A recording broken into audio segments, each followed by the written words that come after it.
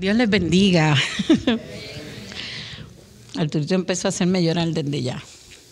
El pastor empezó ya a recordar, y sí, estaba pastoreando en California, y Dios luego me llamó a Caparra a ayudar con la juventud, y en eso Arturito también estaba allí con nosotros. ¿Te acuerdas? En un aniversario, los jóvenes, una campaña de jóvenes. Me acuerdo todavía el himno que cantamos: alcémonos a luchar por el destino. Y me gozo en ver lo que Dios está haciendo con el pastor Arturo aquí en Delaware. Los caminos de Dios son mucho más profundos que nuestros caminos. Sus pensamientos son mucho más altos que nuestros pensamientos. Y cuando Arturo dijo, en verdad no pensaba que iba a ser pastor, yo dije, yo tampoco, pero en el plan de Dios sí lo estuvo. Y qué bueno cuando, para mí es un gozo ver que el trabajo y la dedicación de nuestros padres no fue en vano. Y Arturo siempre fue un joven muy dedicado al Señor y muy dado a servir. Y luego llegó Janet y se lo llevó. Como Arturo dijo, soy hija de pastor, nieta de pastor. Y Dios me ha dado la bendición, pues, de también, ¿verdad?, ministrar la palabra. Y ahora Dios nos abrió una puerta a nosotros y estamos pastoreando en Berlín, el campo hispano también, allí en Berlín, que jamás pensé, ¿verdad?, que Dios iba a hacer esto. Y después también estoy todavía trabajando con la Montaire. Por 6 años trabajé como capellán, y ahora este año pues Dios me dio el privilegio de moverme a una nueva posición, y ahí seguiremos batallando y dándole gracias a Dios por lo que ha hecho. Saludos de mi esposo, no puede estar aquí, nos dividimos. Él está en nuestra iglesia y yo estoy aquí con ustedes, y me regocijo porque esto es un privilegio y un honor de poder compartir con ustedes lo que Dios hace, ¿verdad? Y el poder ver gente tan linda, gente que conozco de pasada en la compañía, hay muchos, ¿verdad?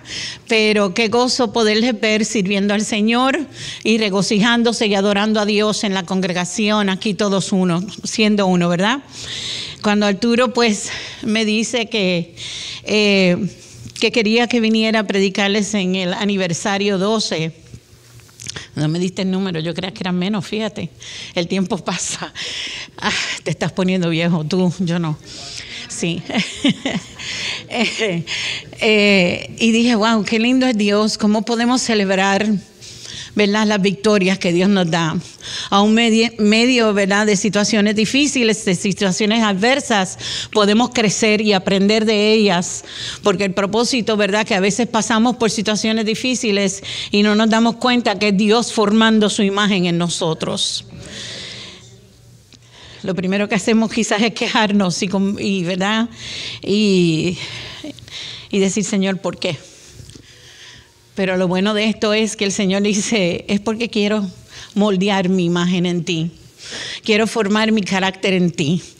Y ese es el proceso de Dios en nosotros. Y en medio de las vicisitudes, en medio de la adversidad, tenemos que seguir dándole gracias y honrándole y sirviéndolo y entregándonos a Él y sometiéndonos a Él, porque lo que somos, lo somos por Él. Y nada somos sin Él.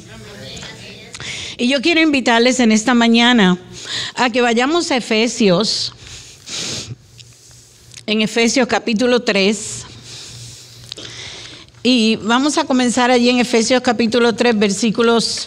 Yo me traje la computadora, pero creo que lo voy a poner a un lado porque. Ahí estamos. Y voy a leer versos 16 al 19. ¿Verdad? Porque queremos hablar acerca de lo que hay dentro de nosotros. Y dice el apóstol Pablo, y si me acompañan de pie, mejor todavía. Dice el apóstol Pablo en Efesios capítulo 3, versículos, leo del 16 al 19. Para que os dé conforme a las riquezas de su gloria, el ser fortalecidos con el poder en el hombre interior por su espíritu, para que habite Cristo por la fe en vuestros corazones, a fin de que arraigados y cimentados en amor, seáis plenamente capaces de comprender con todos los santos cuál sea la anchura, la longitud, la profundidad y la altura, y de conocer el amor de Cristo que excede a todo conocimiento, para que seáis llenos de la plenitud de Dios. Y de eso queremos hablar en esta mañana, para que seáis llenos de la plenitud de Dios. Bendito Dios y Padre Celestial, Dios de todo poder, de toda gloria, Señor. Estamos delante de tu presencia, Señor. Habla, oh Dios, háblanos, Señor, en esta mañana. Ministra, Señor, a nuestros corazones, que podamos abrir las puertas de nuestro corazón para que tú hables, Señor, a cada uno de nosotros de acuerdo a la necesidad que tenemos, oh Dios. Te necesitamos, queremos escuchar tu voz, Señor. Te necesitamos, Dios. Háblanos, oh Dios. Háblanos, Señor.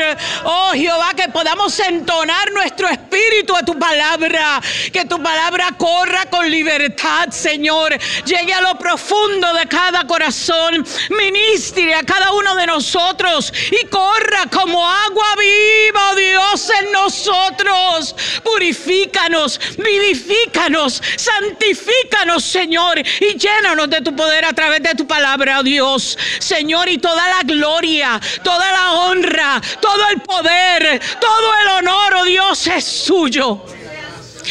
Es tuyo, Señor, oh Dios. Oh Jehová, aleluya. Oh, aleluya, aleluya.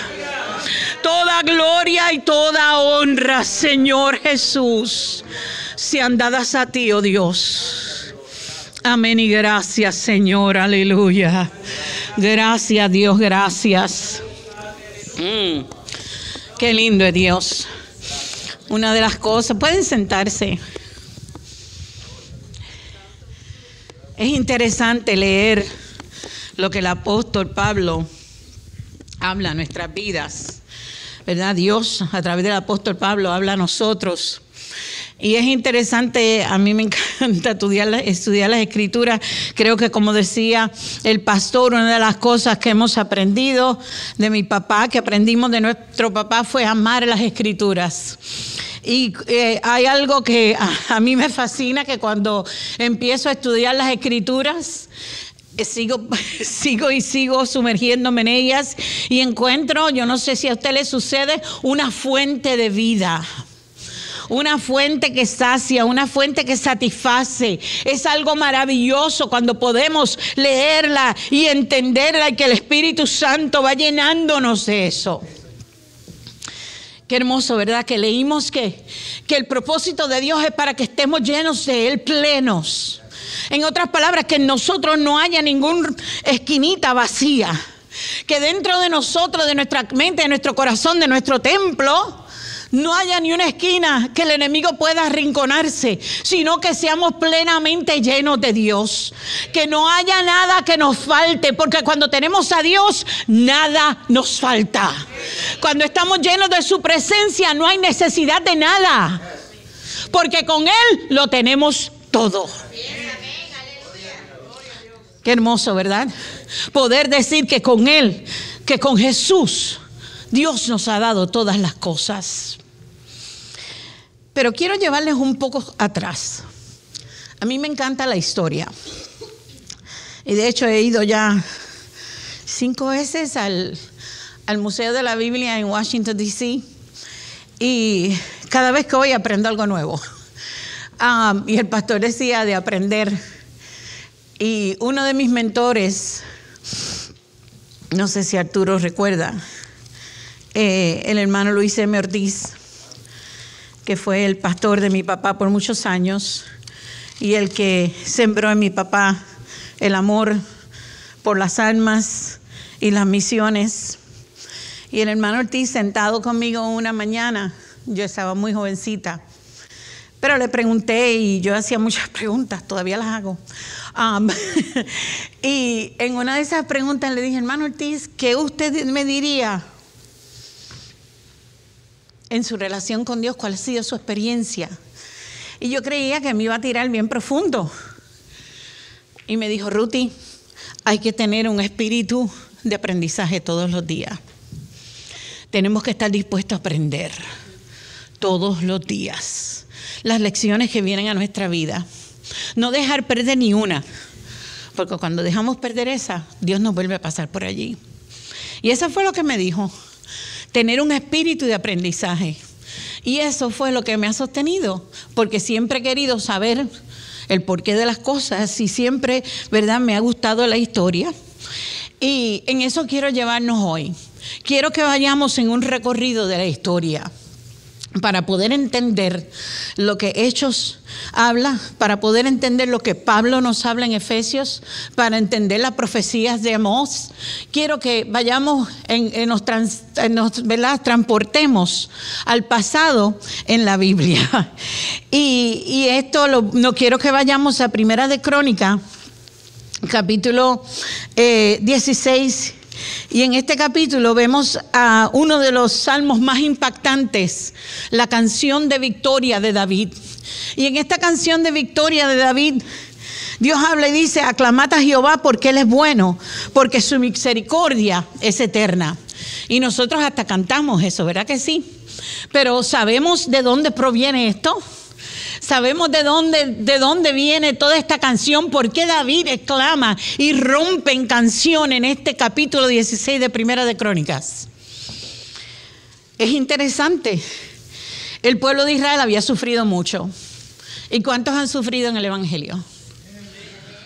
A veces porque Dios nos permite pasar por eso.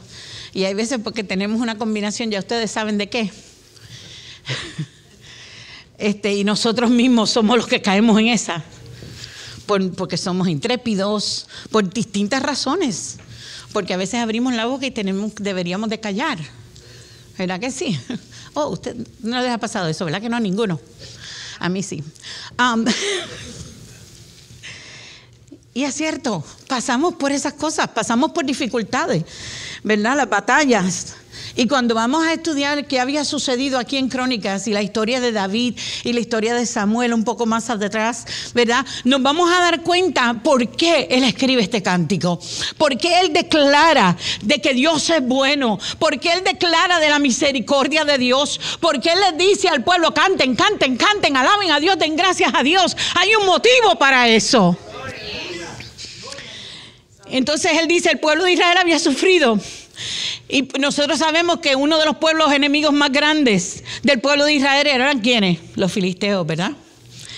Y en Primera de Samuel, capítulo 4, encontramos una historia donde nos habla que el pueblo de Israel había peleado contra los filisteos y habían perdido la batalla.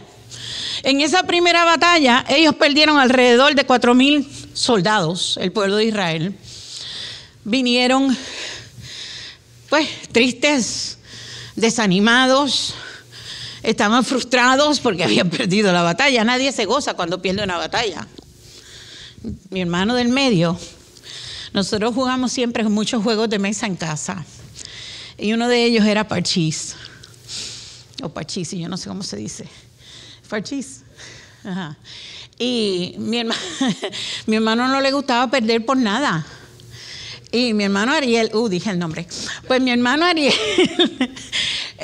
cuando él se veía perdiendo, que era todo el tiempo que yo ganaba, él agarraba y tiraba la tabla para arriba y decía que yo iba perdiendo. Pero yo sabía que yo no iba perdiendo, yo estaba contenta, él estaba frustrado. Y así estaba el pueblo de Israel. Estaba frustrado porque habían perdido esa batalla.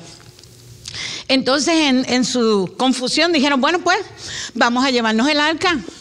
Vamos a llevarnos el arca del pacto, porque el arca del pacto representa que vamos cargando a Dios con nosotros. Vamos cargando a Dios con nosotros, y como Dios está con nosotros, porque el arca está con nosotros, vamos a ganar. Esto les dio esperanza, ¿verdad? Y ahí van y llevan el arca a la otra batalla contra los filisteos y ahora les fue peor, porque perdieron 30,000 hombres en esta batalla. Pero no solo perdieron 30,000 hombres, sino que también perdieron el arca del pacto. ¿Qué era el arca del pacto? Cuando nosotros hablamos del tabernáculo de Moisés, sabemos que Dios le dio unos estatutos a Moisés. No solamente le dio las tablas de la ley, de los mandamientos, sino que también le dijo: quiero que me construyas un lugar donde yo voy a habitar. Donde cuando ustedes se muevan, yo me muevo con ustedes. Y mi presencia irá con ustedes. Aleluya. Y Dios le dio las instrucciones a Moisés y le dice: lo vas a hacer así, de estas medidas, estos colores. Me vas a hacer 3 lugares: el atrio, el lugar santo y el lugar santísimo. Y en el lugar santísimo solo vas a poner un mueble. Y este mueble va a ser hecho de acacia, de madera fuerte. Lo vas a revestir de oro. Y diríamos: bueno, ¿y por qué no era todo de oro? Bueno, porque esa arca iba sobre los hombros de los levitas. Imagínense, si usted era sólida en oro, no iban a poderla cargar. Y Dios es muy sabio. Y le dijo: allí la vas a poner. Y solamente el sumo sacerdote podrá entrar una vez a ofrecer sacrificio sobre el propiciatorio, que era una tabla en el medio de los 2 querubines que sus alas tocaban. Y allí yo aceptaré ese sacrificio y mi presencia estará allí. Ese era el arca del pacto. Era una manifestación de que Dios estaba en medio del pueblo. No que Dios estaba dentro de la caja de acacia. Era que Dios estaba representado allí. Y esto ellos lo tomaron, ¿verdad? No como un lugar de representación de Dios, sino como un amuleto, y se lo llevaron. Como un amuleto de la suerte. Y por eso Dios permitió que los filisteos se la llevaran. Pero no se preocupe, porque Dios no se quedaba con esa de los filisteos. Tanto, ¿verdad? Puesto que Dios estaba sobre el arca. En este sentido figurado. Dentro del arca habían 3 cosas: las tablas de la ley, la vara de Aarón que había reverdecido y todavía estaba reverdecida dentro del arca, y también había una vasija de maná. Estaba la ley de Jehová, porque eran los mandatos que Dios les daba al pueblo. La vasija de maná era de manera a recordarle al pueblo de Israel de que Dios era su provisión, de que Dios nunca le faltaría, de que Dios estaría con ellos, de que Dios le daría caer maná del cielo. Aleluya. Y también, ¿verdad?, validaba la elección de Aarón como sumo sacerdote. El sacerdocio. Para el pueblo, el arca era donde Dios se situaba, el lugar de encuentro. De hecho, Éxodo, capítulo 25, 22, cuando Dios le está dando las instrucciones a Moisés de qué era esto, le dice, después que le dice: construye la de acacia, después que le da todas esas instrucciones, en el capítulo 25 de Éxodo, versículo 22, le dice: allí me encontraré contigo. Y sobre el propiciatorio, entre los 2 querubines que están sobre el arca del testimonio, te hablaré acerca de todo lo que he darte por mandamiento para los hijos de Israel. En otras palabras, allí conocerás, allí tendrás sabiduría, que yo te voy a hablar y te voy a decir todo lo que va a pasar al pueblo de Israel. Dios se comunica una vez más con el hombre. Lo encontramos allí en el huerto del Edén, donde él bajaba todas las tardes a hablar con Adán, y aquí lo encontraba que bajaba a hablar también con el sacerdote y darle las instrucciones. Así que Dios dice: allí me encontraré contigo. Tenemos que tener un lugar donde Dios se encuentre con nosotros. Cuando Dios habla con el sacerdote, su presencia permanecía sobre el asiento entre los 2 querubines. Ahora el lugar de encuentro estaba en las manos del enemigo. Pero ¿cómo regresa entonces el arca al pueblo de Israel? pues los filisteos se lo llevaron y como ellos eran súper religiosos, dijeron, pues esto es un mueble religioso, vamos a llevarlo al templo de Dagón. Lo pusieron en el templo de Dagón y cuando llegaron la otra mañana encontraron la estatua de Dagón postradita delante del arca. Aleluya. Yo me imagino esos sacerdotes paganos cuando llegaron al templo, pues Dios, ¿qué es esto? Se cayó el arca, se cayó el Dagón. Ay, bendito, fue que no lo colocamos bien, vamos a ponerlo bien. Entonces lo levantaron y lo acomodaron. Y al otro día, para que ellos supieran que no era que se había caído por casualidad, porque en Dios no hay casualidades. Dios le cortó la cabeza y las 2 manos. Encontraron el cuerpo de Dagón frente al altar y después las otras cosas por otros lados. Eso fue Dios. De tal manera que en 1 Samuel nos dice que después que Dagón fue decapitado y mutilado, los filisteos dijeron, no podemos seguir con esta cosa aquí. Esto es mucho para nosotros. Tienen que llevárselas. Entonces en los capítulos 11 y 12 de Crónicas nos narra la proclamación de David como rey. ¿Sabes cuántos años estuvo? Porque la llevaron, entonces llegó hasta Kiriat Jearim y allí la dejaron. Y de acuerdo a la escritura pasaron más de 20 años. Porque después de eso Saúl fue proclamado rey y después entonces, ahora es cuando vemos a David siendo rey. A Saúl nunca le interesó el arca. Allí la dejó en Kiriat Jearim. Pero David era un hombre diferente. David era un hombre conforme al corazón de Dios. David era un hombre que tenía intimidad con Dios. David era un hombre que se daba cita con Dios y conocía a Dios, del cual Dios habla y dice, mi amigo. ¡Wow! Qué relación tan tremenda la de David con Dios. Es mi amigo, aleluya.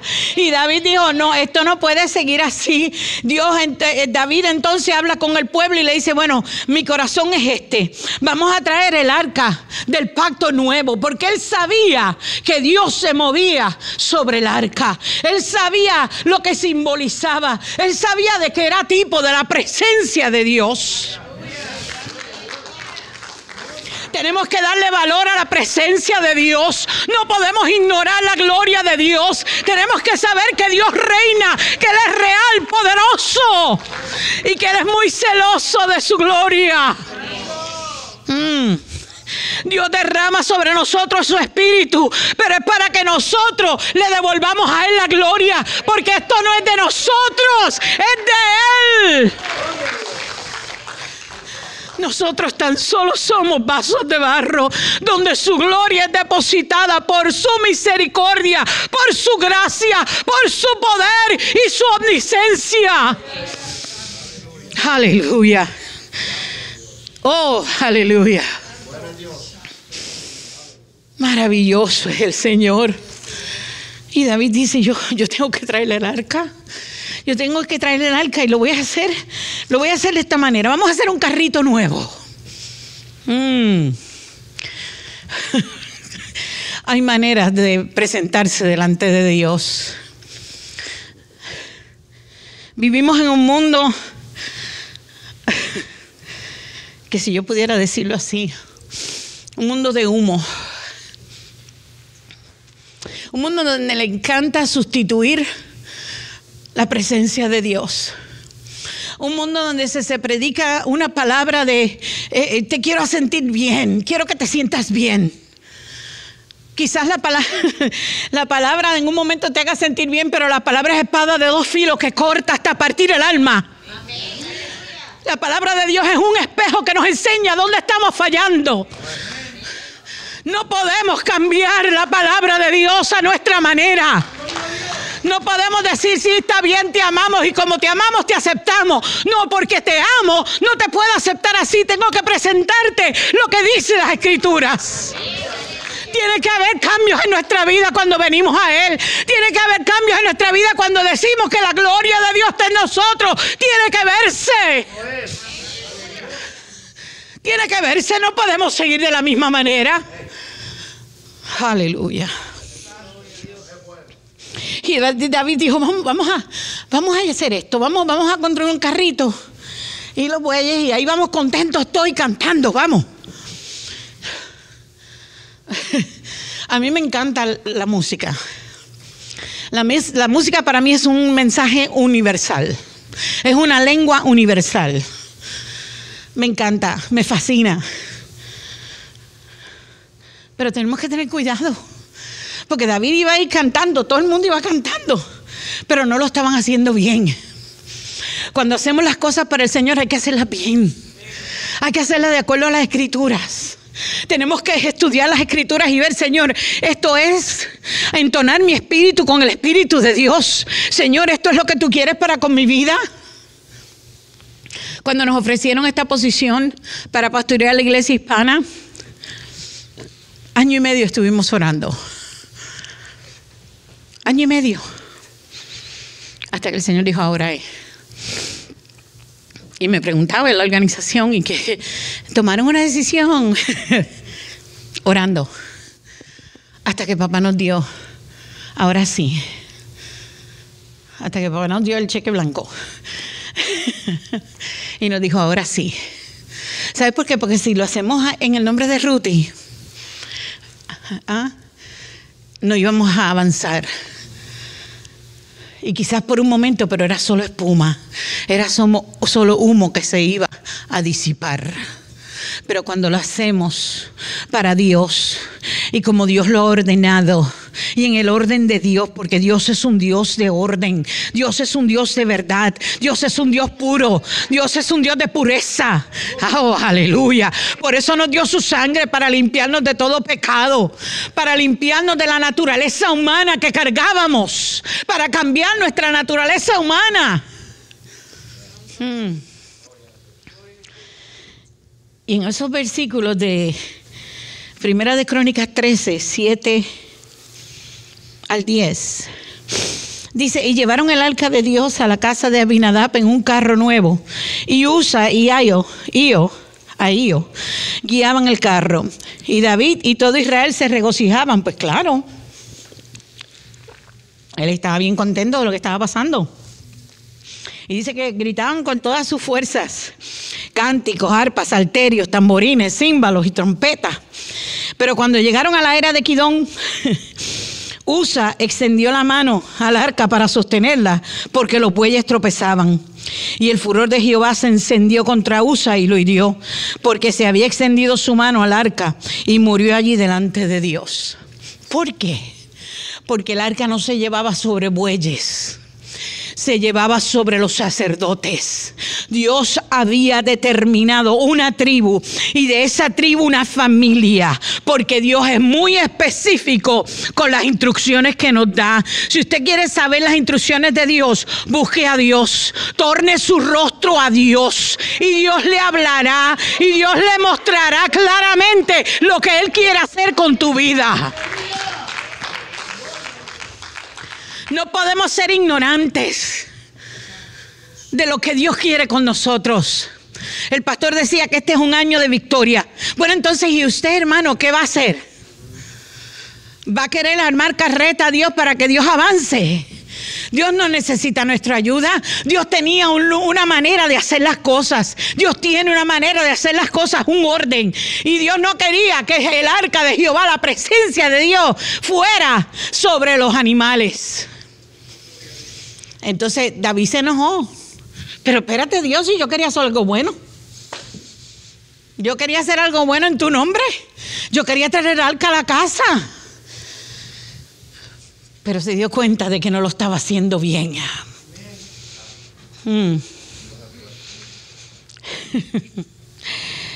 Ay, qué lindo Dios.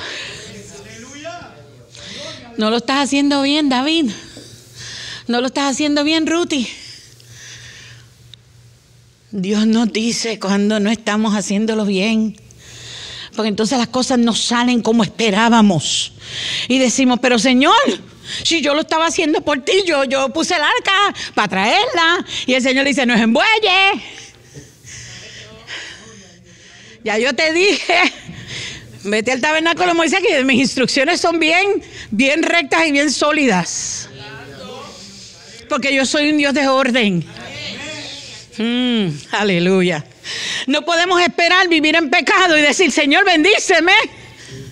Sí, espérate, pero yo te limpié, te purifiqué. Y no es que nosotros seamos perfectos, porque el que sea perfecto que levante la mano, porque está en el lugar equivocado. Aquí esto es un hospital.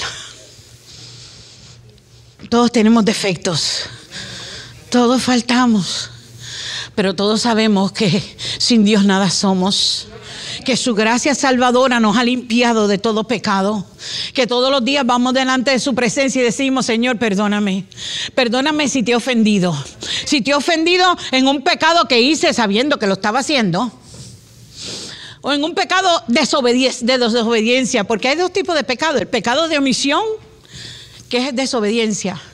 Porque si Dios nos dice que tenemos que llevar el arca sobre los hombros, es sobre los hombros. Pero por nosotros no queremos, porque si quizás se nos hace difícil, y Señor, por donde tú quieres que yo entre no me gusta, Señor.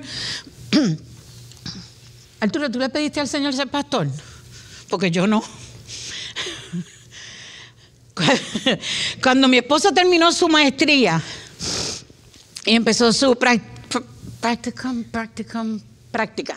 gracias, para acumular sus horas para sacar su licencia.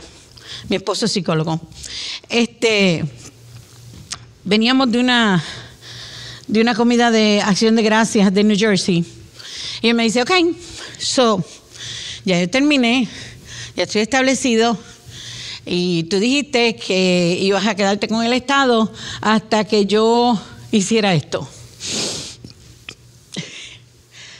Y él me dice: ahora vamos a orar para que entonces tú vuelvas a lo que Dios te ha pedido hacer. Y yo le dije: ay, yo no quiero ser pastor.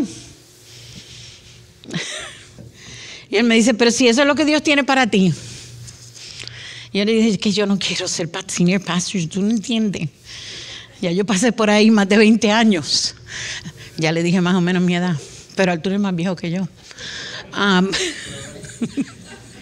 Fíjate que mentí. Yo soy un poquito más vieja, no mucho más, ¿verdad? No. Ay, Señor. No hablemos de edades. Dejémoslo ahí. Y en esa conversación, él me dice: pues mira, capellanía, si no quieres ser pastor, en otras palabras, chica, date el brazo, tú dices que es Dios el que te ha puesto ahí. Le dije: ok, vamos a orar al respecto, que sea lo que Dios quiera. Eso fue acción de gracias a final de noviembre. Mitad de diciembre recibo la llamada, recibo un email donde me estaban ofreciendo un puesto de capellanía en la Montaire.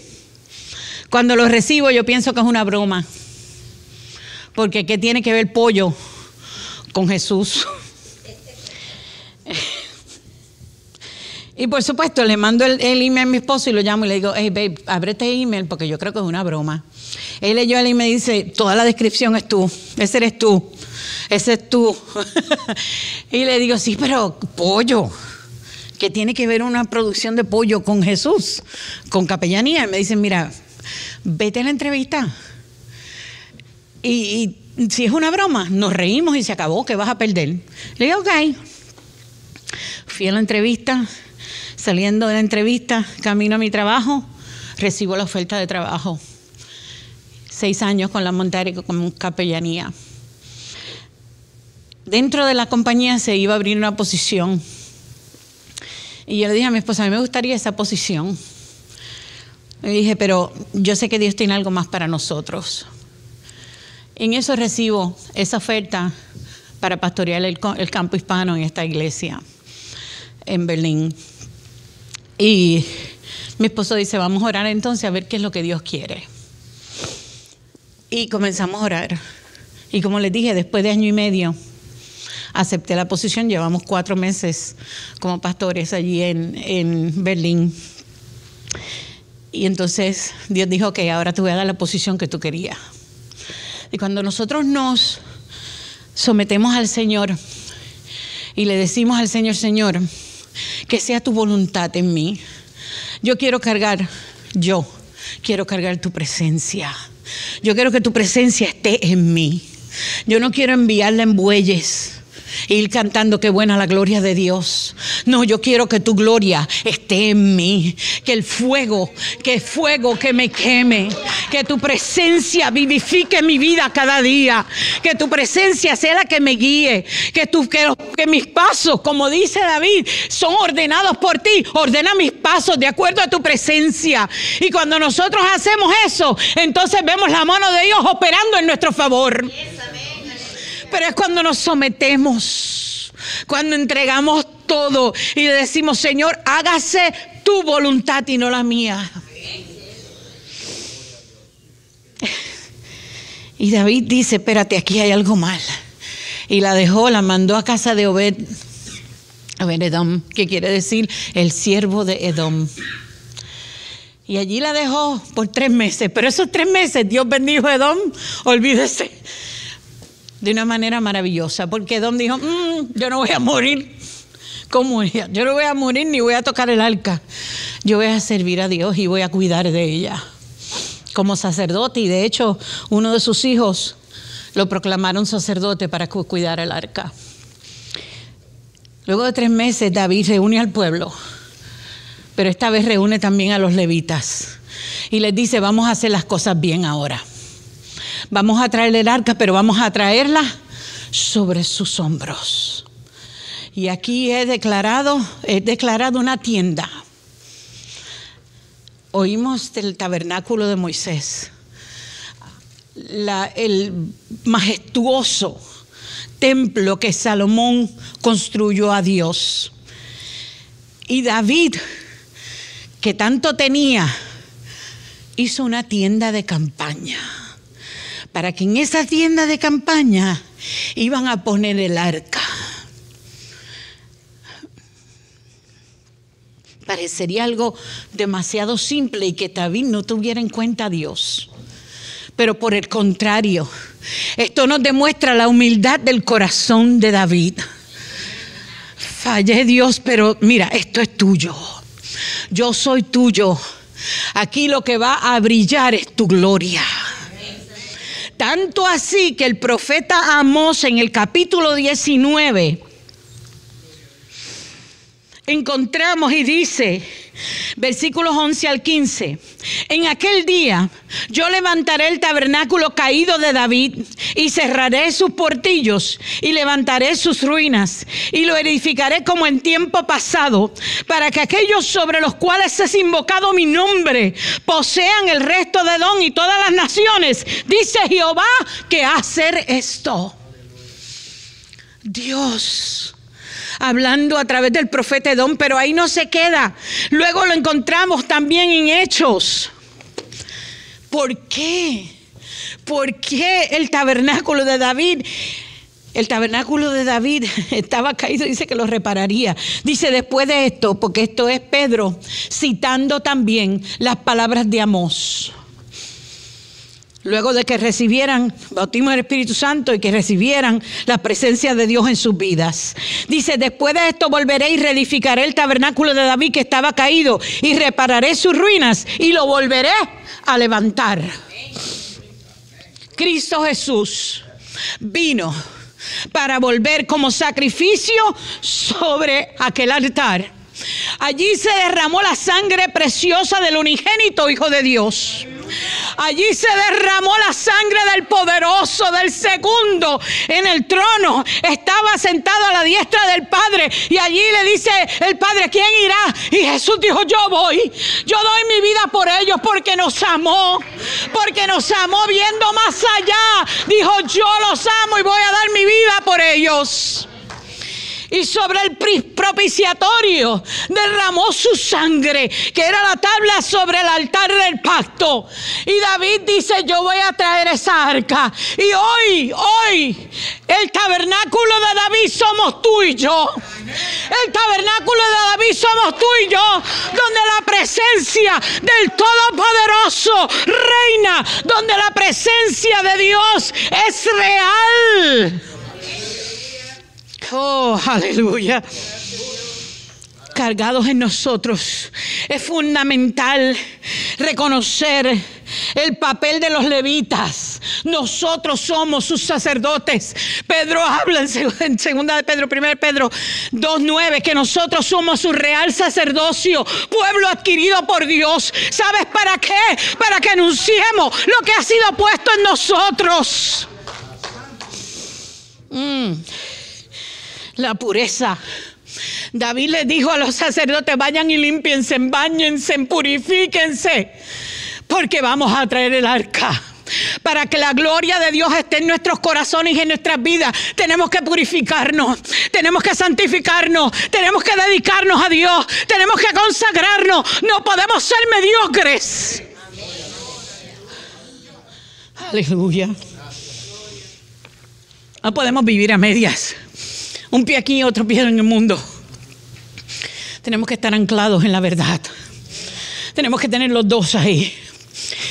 Y no estoy diciendo que a veces el mundo, el enemigo, la carne, las pruebas, oiga, soplan duro y nos quieren hacer caer.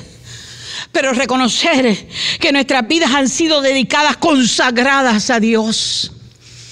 Y que todo nos es lícito, pero no todo nos conviene. Que todo es lícito, porque yo me acuerdo a mi papá, hablando de José Muñoz, tú lo viste como pastor, yo lo tuve como pastor y papá.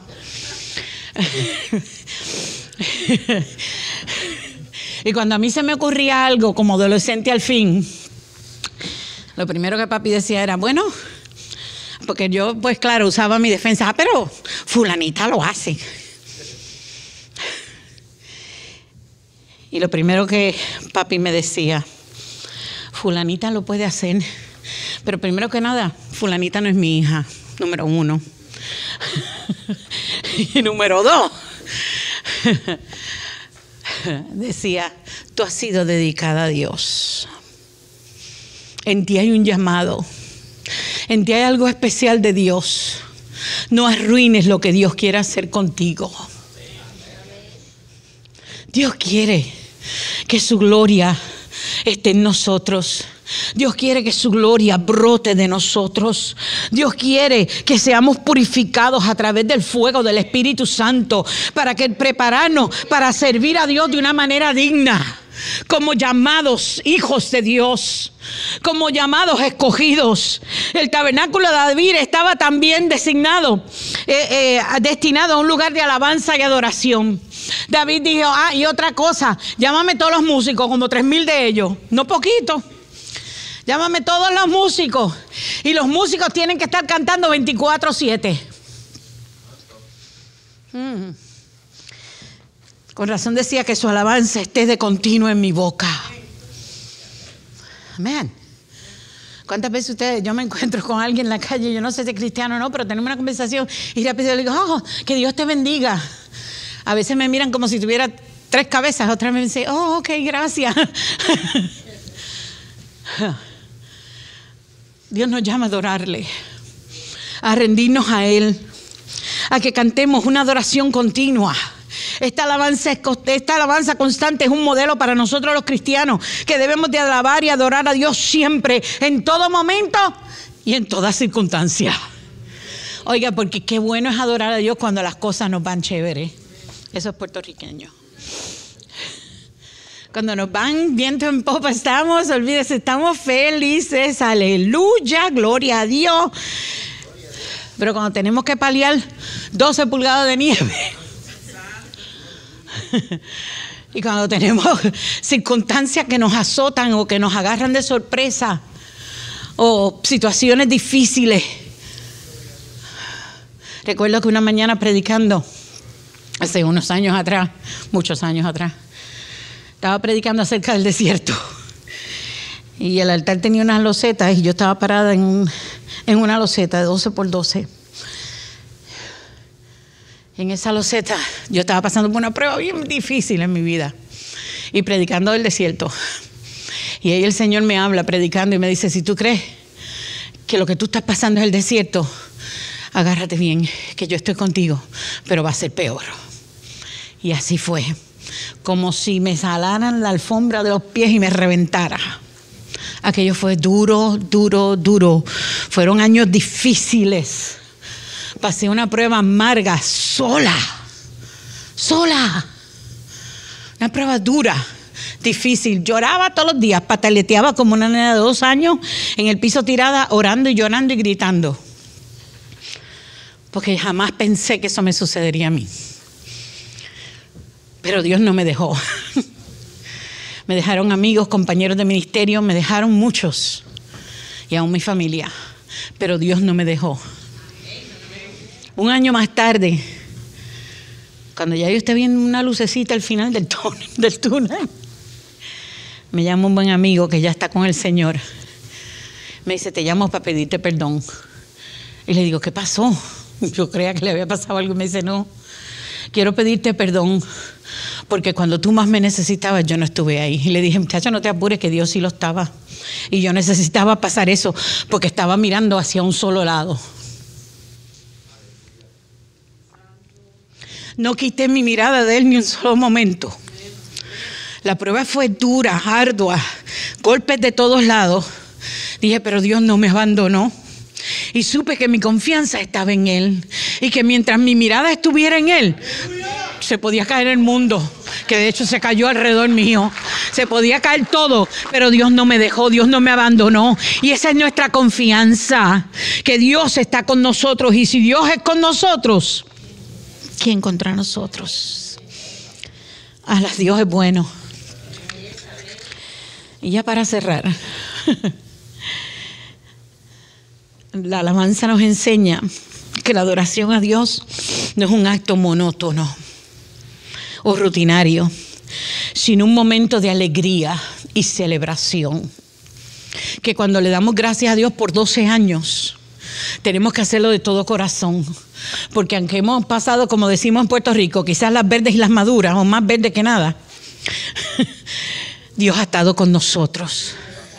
Que podemos estar en pie y decir, Dios está con nosotros. Que podemos decir, hemos traído el arca, yo soy el arca. Tú eres el arca. Santifícate, purifícate, porque Dios quiere hacer algo con tu vida, algo maravilloso. Dios ha hablado que este año va a ser tiempo bueno. Pues mira, hermano, prepárate para la cosecha, prepárate para el tiempo bueno. Prepárate y dile a Dios, ok, Señor, aquí estoy, ¿para qué soy bueno? Señor, que tu gloria descienda sobre mi vida, que tu presencia esté en mí, porque yo quiero ser usado por ti. Enséñame cuál es el propósito, pero siempre manteniendo una actitud de humildad y un corazón sincero. David trajo el arca. Y delante del arca, David iba vestido con un lino fino como eran los sacerdotes. No en su sotana de rey, no con su corona. Él dijo, yo soy como todos los demás. Aquí nadie es vicedios, aquí todos somos ovejas. Y Dios se glorifica en nosotros por lo que somos y porque estamos dispuestos a decirle, Señor, haz conmigo como tú quieras. Lo lindo del tabernáculo de David era que los sacerdotes eran la cortina del arca. El arca estaba en el medio del tabernáculo y eran los sacerdotes que tapaban el arca para que el pueblo, la gloria que estaba ahí, no matara al pueblo, sino que la gloria era filtrada a través de los sacerdotes. Y si algo usted puede tomar hoy de esto, es que precisamente eso es lo que Dios quiere, que su gloria sea filtrada a través de tu vida para que otros puedan ser impactados, para que otros puedan recibir a Él, para que otros puedan ver lo maravilloso que es servirle, lo grandioso que es poder servir a un Dios tan bueno. Este relato tan lindo del pacto que Dios hace con ellos, como se narra en el capítulo 15, ¿verdad?, de Primera de Crónicas. Esto no solo significa, ¿verdad?, tiene mucho simbolismo y pudiéramos hablar muchísimo, no se preocupen, ya estoy terminando. Pero este evento no solo, ¿verdad?, representa un traslado físico, sino también un traslado espiritual hacia una nueva etapa. Dios estaba llevando al pueblo de Israel a una nueva etapa. Este año que están celebrando, cuando celebren el próximo año, si Cristo no ha venido, podrán testificar de la nueva etapa que Dios abrió. Pero ¿sabes con quién? Contigo y conmigo. Somos nosotros. Es una nueva etapa de relación del pueblo de Dios. Somos los sacerdotes de Dios. De esta misma manera ustedes celebran esta etapa. Que sea la misma manera, con corazones dispuestos, con corazones entregados humildemente, completamente entregados, purificados, santificados y completamente llenos de la presencia de Dios. Y les digo como David, pónganse en pie conmigo.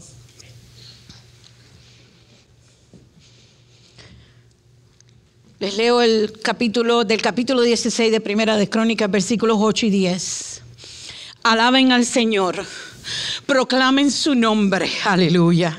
Testifiquen de sus proezas entre los pueblos. Cántenle a Él salmos. Hablen de sus maravillosas obras y gloríense en su santo nombre. Alégrense de veras los que buscan al Señor. Levante sus manos y adore a Dios. Cante a Dios. Celebre a Dios en su vida. Celebra a Dios en tu vida. Cántale a Él. Cántale al Señor, Señor. Y si tienes que pedirle al Señor perdón y purificar tu vida en este momento, dile: Señor, purifícame, vivifícame, edifícame, Señor. Quiero que tu presencia esté conmigo. Quiero que tu presencia sea guiándome. Quiero que tu presencia sea manifestada a través de mi vida. Quiero que como sacerdote tuyo, tu presencia sea a través de mí impactando a otros. Bendito Dios y Padre Celestial. Gracias, Señor, por celebrar, Señor, 12 años de victoria.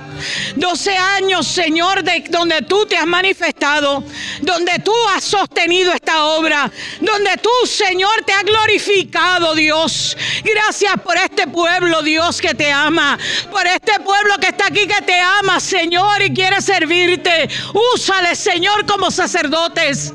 Oh, Jehová, santifícales, purifícales, Dios, lávales, oh Dios, y derrama de tu gloria.